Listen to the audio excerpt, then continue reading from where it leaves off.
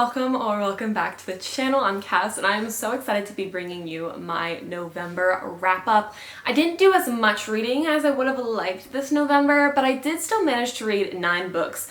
Though to be fair, this was in like the course of the first 2 weeks of November, and I've done basically no reading the second half of November, but honestly, it's fine. It's fine, y'all. We are going to be starting off with a kind of popular book, which is God Killer by Hannah Kaner.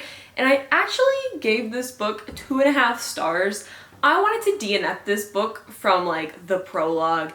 Page 1, started reading it and I was like, ooh, this book is not for me. And I am a firm believer in DNFing books that you do not like. However, this was the Wyverns and Words book club choice, so I had to persevere and finish this dang book. This is the longest 250-page book I've ever read, okay? This felt like it dragged on for an eternity. If I hadn't have read this basically in one sitting, it would have been game over. I don't think I could have gone on. I'm not gonna lie. I thought straight out the gates, I did not like the writing style, and I know this is Hannah Kaner's debut novel, so I was trying not to be too critical of the writing, and there's not a lot of writing that I typically have problems with, but for some reason her style of writing annoyed me so much. She would repeat descriptions within like 2 pages of each other. Like the character has like a gold tooth, and it was mentioned that she had a gold tooth like twice. And then later in the book, there was a scene where they're like talking in a bar and they're trying to like keep quiet. And a character like looked around to make sure no one was listening and then like told the character something. And then a page or 2 later, the same exact description of like he looked around before telling the character something is used. And it bugs me so hard because I don't think that the same phrasing should be used like that close together. And to repeat the same description like twice within like 2 pages of each other, you would think like the gold tooth is some almighty magical thing, and it's not. It was never mentioned again after like the first chapter where it was mentioned twice. So small things like that really annoyed me with this, as well as the pacing. Like I said, this was the slowest 250-page book that I've ever read. It is like an adventure type novel where the characters are traveling somewhere but nothing really happens. They get attacked by a few things but nothing substantial happens, and we're following 4 characters. Okay, I start this book, right, read the prologue, I'm like, all right, we're following this character. And then chapter 1, it's a different character. I'm like, oh, okay, wow, we're following 2 POVs in a 250-page book, interesting. And then it goes to the 3rd character, and I was like, whoa, we're following 3 characters in a 250-page book. Okay, you know, maybe, whatever. And then I get to the 4th chapter where we're following a 4th different character, and I'm like, this is out of hand. This is too much. Honestly, none of the characters were really that appealing to me. They didn't feel very developed. They felt very stale, which is honestly really surprising considering that because we're switching POVs, we get to learn more about the characters because we're in their heads. And yet I still learned nothing. This book did not sit with me at all. I thought the concept was really interesting. We have a god killer traveling with a god, a child, and a disillusioned knight. So that sort of group you would think would make for a really interesting dynamic. And it wasn't. And then they randomly threw a romance in at the end because I feel like the marketing team was like, add a romance to the book because all the bookish people love romance. But it was so random in just 1 chapter, they're like hating each other, and then the next chapter they're sleeping together, and you literally are like, what happened between now and then? What happened? This is a big no for me. I did give it 2.5 stars. It was 2 stars until the last like 50-ish pages. Things got a little interesting, but I know this is supposed to be a trilogy, and my opinion is that it should have been duology, and they should have chopped out the entire first half of this book, condensed it down a whole bunch, and combined it with the 2nd book, and have the climax of this book move more towards the middle than at the end. You feel me? So I'm gonna move on because I don't want to like diss on this too badly, but I did not enjoy it whatsoever, and I will not be reading any more of the series. And in fact, this book is getting unhauled today. The next book I'm going to be talking about is Bookshops and Bone Dust by Travis Baldree. Now, I read Legends and Lattes, was it the beginning of this year or was it last year? Honestly, the years in my head, they're a little mixed up. I don't even know what day it is right now. Bookshops and Bone Dust is the prequel novel to Legends and Lattes. Turns out the author was actually never going to write this, but he did, and here we are. I gave this a pretty solid 3 stars. It felt very average in many ways. I really enjoy Travis Baldree's universe that he puts us in, and I like just vibing, okay? We're renovating a bookshop in this one. In the last book, we were building a coffee shop, And I love the vibes. I love when characters discover like modern things, like at the end they're like forming a book club and like making like display sacks and having like an author signing. And I think that's so fun in a fantasy setting. But the plot was plotting a little bit too hard in this book, in my opinion, which actually is kind of funny because I was talking to someone who said that the reason they didn't enjoy Legends and Lattes as much as they thought they would was because there was not a lot of plot. But that's why I enjoyed it so much, was the plot was very like in the back. It wasn't the forefront. The forefront was the vibes. It was the cozy atmospheric coffee shop vibes. And in this one, I really loved the town we were in. It was called Merk, and we got to see a bunch of other side characters interact. And like I said, the bookshop was really fun. There was an added magic character that was also kind of fun. But when the plot started kicking up, I got really bored because I found the plot boring. But we spent so much time focusing on like the development of it that during those moments and scenes where we were developing, I was like, okay, can we get back to like the vibes? Where's the vibes? I know that's a really weird thing to complain about and be like, things happen in this book, therefore I don't like it. But like I said, I was expecting something similar to Legends and Lattes where there's kind of a plot, but it doesn't take up too much of the book. However, the plot of this one definitely did take up a lot more, and it wouldn't have been a problem if it was interesting, but I found it kind of boring. Yeah, so I give it an average 3 stars, just a solid 3. Another issue that I had was I just couldn't connect to any of the characters. I loved the diverse cast of characters in both of these books. I love all the different creatures. I just found, after remembering the characters in Legends and Lattes, that I really connected to their stories a little bit more than I did to the characters in this one. I did still like Viv. She had that pre-character development that she had in Legends and Lattes before she got all domesticated and settled down. The cast of characters in this one weren't as memorable as the cast of characters in Legends and Lattes. The next book that we're going to be talking about is Checkmate by Ali Hazelwood. I actually have a vlog where I discuss, I think like 4 out of the 9 books that I read this month, and they were all like newer releases, and Checkmate was one of them. I annotated it. Look at her. I love her. And I love her so much that I gave her 5 stars. I really was an Ali Hazelwood girly right from the start. When I read The Love Hypothesis, I was like, that was so fun. And then people were saying that The Love Hypothesis was bad, and I was like, oh, should I reevaluate my taste in books? But then the more Ali Hazelwood that I read, the more I realized like how much I enjoy her romances. And this was her YA romance debut. I, being the silly, goofy little girl that I am, did not realize that it was a YA. And I was like, oh, it's kind of nice. The characters are younger. Like, there's not a lot of like heavy smut scenes. There's no heavy smut scenes. I was like, oh, this is kind of really fun. I love like the younger characters. And then I get to the end and they're talking about how it's like their debut YA novel. And I was like, oh, well, that makes so much sense. But it was honestly shocking that I loved a YA novel so much. And this is probably one of my favorite Ali Hazelwood books. I put it out there, I said it. And the funny thing is, for me, is that this wasn't even that romance heavy compared to other Ali Hazelwood books. We didn't really get to start developing the romance part of the romance book until like, I want to say 150 pages in. We focused a lot on the characters and on the backstories and on these side characters to really shape the characters into who they are, which made me connect to these characters so hard. We've got so much screen time with Mallory, getting to know the backstory of why she stopped playing chess, what's motivating her to get back into chess, her relationships with her mentors. And then with Nolan, we kind of got to see his bad image with like how society perceives him. And yet when Mallory and Nolan finally interact, you're like, wait, no, he's just a sweet kid. And the romance is just very cute, very YA, very wholesome. And I had so much fun. I love being in the head of main characters that are so smart. And this was, I believe, Ali Hazelwood's first dive into something that wasn't STEM. It still follows like a character who's really smart because obviously like chess is a very intellectual game. I just love Ali Hazelwood's smart female characters. It's such a delight to slip into their heads. And then when we get to the romance part, I'm just like, oh, I love it so much. And every character in this book left some sort of impact. Even side characters grew on me when we originally weren't supposed to like them. And then the more and more interactions we got, I was like, wait, no, it's kind of fun. The dialogue in this book was so good. That's what I highlighted, was a lot of dialogue. I loved the family relationships. I love Mallory and her mother's relationship. I love a good mother-daughter relationship. I have such a good relationship with my own mom, and so getting to see strong mother-daughter bonds just brings me so much joy. I did cry a little bit at the end when her mom was going on some monologue, and I was like, no, I can't cry. The only downside of this book, but honestly at this point it's kind of an upside because it has so much fun saying it, the word banana pants is used in this book. love it.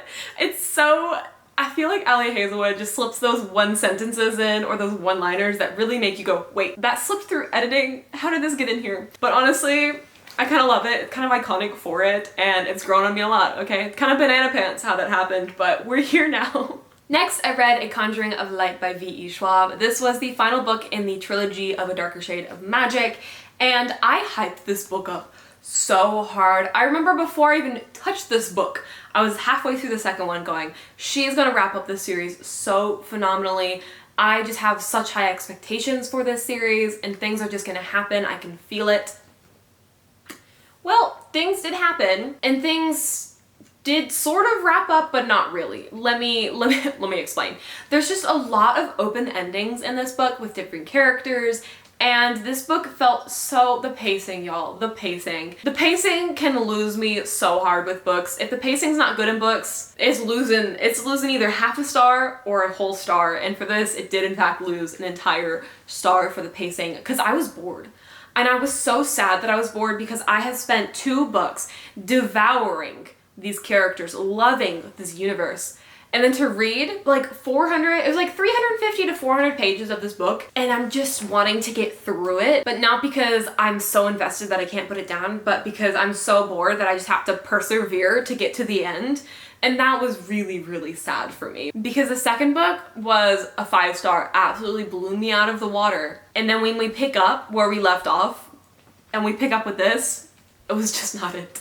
I'm not gonna speak too in depth because like I said, it is the 3rd book in the trilogy. I will say it did pick up at the end, but it still felt messy. But I enjoyed it because I still love the characters, I still love the universe. And even with all the questions that were left unanswered, there is like a spin-off series, Fragile Threads of Power, that follow a few new characters, I think, and some old characters as well. I could be wrong about the new characters. I honestly don't remember who Fragile Threads follows, but maybe those open-ended questions will be answered then, years later. I'm not too sure. I did really enjoy the series, but the conclusion of this book maybe was not it. Honestly, if I reread it, I'll probably just reread like the first 2 and probably not pick up this book again. Oops. Next, we're gonna briefly talk about Namesake by Adrienne Young. Now, this was the 2nd book in the Fable duology. I read Fable a couple months back, I think, or a month ago. I don't know, time is relative. And I decided to finally pick up Namesake to finish it. And I gave this a very low 3 stars for the same issue I had earlier, which was pacing. I was so bored throughout this book, and suddenly all the characters became the most boring things in all of existence, which was so funny because I kind of enjoyed the main character, Fable, in the 1st book. But then the 2nd book, she was just not it. Her motivations for what she was doing changed in this book. It changed because of love. And I thought the romance was absolute bullshit. I felt no chemistry between these 2 characters, and we didn't even get to see the other love interest in most of this book, which was so odd considering that like both of their motivations were because of each other, and it was just so silly. And I'm trying not to be cynical because I'm like, okay, well, they love each other, but like, why? The only interesting part of this book was when we got to see interactions with this character named Saint, who is very important in terms of like the sea politics, like the trading politics. He's very powerful, has a lot of influence, and so getting to see his character was really interesting. He does have an entire book called Saint about him, I'm assuming. However, after the ending of this book, I just really could care less about going back into this universe, so I decided to not actually pick up that book at all. Yeah, I'm probably going to unhaul Fable and Namesake because they were just average in my opinion. This one's a little below average, and for a book set on a boat, it was disappointing. My first bookish boat disappointment. Such a pity. The next book that I had read was Ranger's Apprentice Halt's Peril, which is book 9 in my all-time favorite series ever, Ranger's Apprentice. I am doing a reread of this book because I am me and I reread the series every single year. And we're on to book 9. Now, book 9 sometimes loses me because it's a little slow in the beginning because our characters are traveling through this very dense forest, but they're also hunting assassins while being hunted by assassins, and so they have to be very careful slowly moving through this forest. And that scene takes up too much time, in my opinion, but the events transpiring after an encounter just get me every single time. We get to see old characters from the characters' past, and it's just really delightful to see their interactions, and the dialogue in this book is also top-notch because of the group that is together. Love it so much. I give every book in Ranger's Apprentice a 5 stars because nostalgia, and I just love the series so much. Next, I'm going to be talking about Fourth Wing briefly. This was a reread, so honestly, I'm not going to go too in-depth. Iron Flame did come out this month, so I wanted to do a little refresher on Fourth Wing.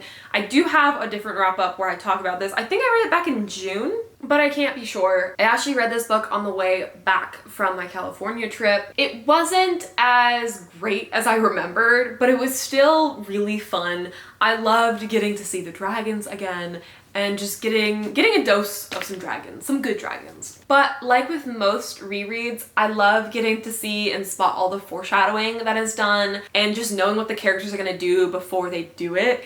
It was really fun, not much to say. I did still keep it as a 5 star, but like I said, wasn't as good as the first time I read it. I wasn't as enraptured, but still had a blast, which did lead me into reading Iron Flame, which I actually gave a 4 star. I originally gave it a 4.5, but the more I thought about it, the pacing made it lose that 0.5, I will say. This book honestly could not match up to Fourth Wing. Fourth Wing was very action-packed. The plot moved pretty good. The world building was a little questionable because of how we get to learn about the history, which is just like, we're just being told the history constantly, which in this book that is also an issue. We're like in history classes getting to learn about the history and I'm like, I could care less. Please introduce the history in a different form. And the main issue with this is the fact that it's a romance book, but we already had the characters get together in the first book, right? Because it's already marketed as enemies to lovers. But then they just bitch the entire time. Xaden and Violet just complain and complain and complain about each other the entire book. They have trust issues and they're not communicating. And it's like the same fight over and over again. And this book feels very, very repetitive. It's like a 650 page book. No, it's a 600 page book and it could have been 450 and it would have been so much stronger. We get a lot of repeat scenes, not just with the arguments over and over again, but also scenes from the first book into the second book, but just in a different environment. But like barely in a different environment. We did get some more interactions with other characters and we got some introductions to new characters that I like Sloane. She's an interesting character that I hope to see more of in the third book. But the pacing was a big issue in this book. It was action-packed for like the first 100 pages and then the 200 pages in the middle, I was just dragging my feet to get through. Just a 4 star. Like I said, I did put it at 4.5, but upon further reflection, it feels more like a 4 star. I really hope that Fourth Wing wasn't like an anomaly, like a one-hit wonder, I want to say, in this universe. I hope the third book picks up. This book very much felt like a second book to a trilogy and not a second book to a 5-book series. We got an interesting cliffhanger at the end. There was 2 big reveals. One I was absolutely not happy about at all, but the very last one I thought is gonna add some interesting dynamics to the third book and some interesting conflict.